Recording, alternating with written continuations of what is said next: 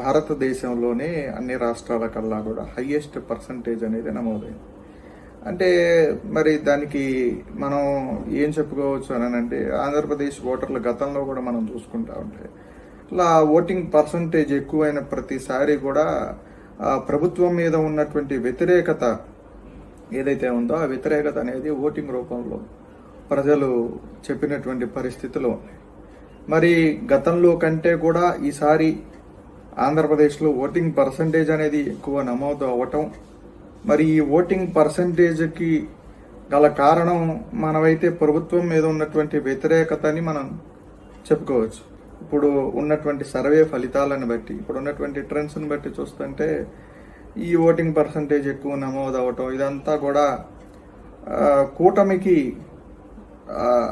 ఫేవర్గా ఉండబోతా ఉన్నది. కూటమి అధికారంలోకి వచ్చే ఛాన్స్ అనేది ఎక్కువ